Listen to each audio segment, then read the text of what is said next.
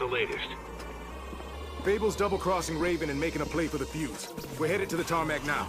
Big-budget shooter Fuse might have been the first multi-platform outing for Resistance developer Insomniac Games, but it landed with a whimper rather than a bang. Following mixed reviews and disappointing sales, Fuse has struggled to ignite with gamers. It's certainly flawed, but there's still plenty to enjoy in this rambunctious co-op shooter. As an action-packed sci-fi shooter, Fuse needed to deliver satisfying combat. Whilst it's often derivative of other cover-based shooters like Gears of War, Insomniac have done a commendable job when it comes to giving players unique weapons that are satisfying to use. This means that while the cover mechanics are tried and tested, the outlandish weaponry contributes an ounce of personality to an otherwise generic campaign. Take the devastating Warp Rifle, which sucks chains of enemies into black holes, or the Shatter Gun, which encases enemies into solid living crystal. You certainly won't find those in Call of Duty.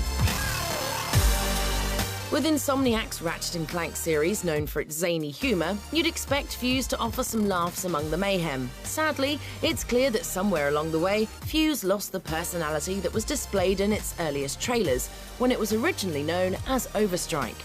It doesn't quite deliver the wit and bravado you'd expect from Insomniac, but there are still plenty of funny moments. It's always nice to see them when they occur, and when one of your teammates launches into a speech about why they're scared of cats or can't stand boss battles, Fuse suddenly elevates to something that's self-aware and more fun as a result.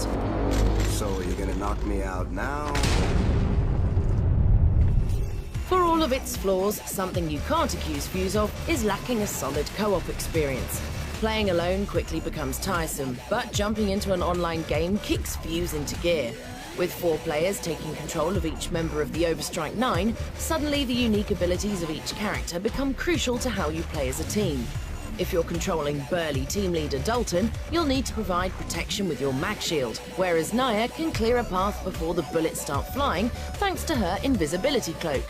The abilities encourage teamwork and player interaction, making Fuse lots of fun with friends.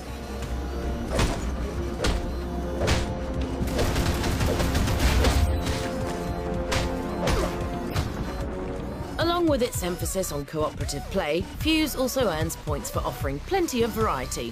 While many cover shooters resign players to controlling a single soldier, Fuse gives you a choice of 4 distinctive personalities.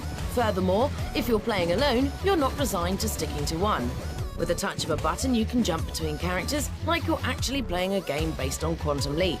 While Fuse only truly delivers the goods online, it's hard to deny the thrill of jumping between characters to mix up stealth, close quarters, and long-range combat. It's a fun mechanic and precedes a similar system in Rockstar's GTA 5. Whatever it is, it's hostile. I love it when he states the obvious. Finally, we come to Insomniac itself, and Fuse represents another step forward for the studio. Founded in 1994, the studio became renowned for their titles for Sony's PlayStation consoles, including Ratchet & Clank, Spyro the Dragon, and Resistance. Get him out of sight and get back underground! It's unlikely that anyone is going to hold up Fuse as their best work, but the shooter is still a notable entry on the studio's CV.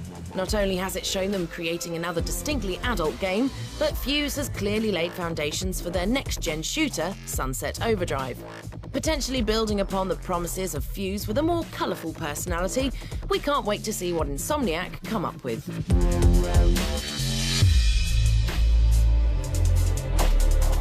Fuse isn't Insomniac's best work and lacks a distinctive personality or genuine innovation to make it stand out. It's a shame a bit more wasn't done to make Fuse elevate above the crowd of cover shooters, but there's still some subtle charm to be found. With crazy weaponry, solid multiplayer and sly humour, co-op fans still owe it to themselves to give Fuse a chance. We're in a testing chamber. Izzy, I hate it when you're right.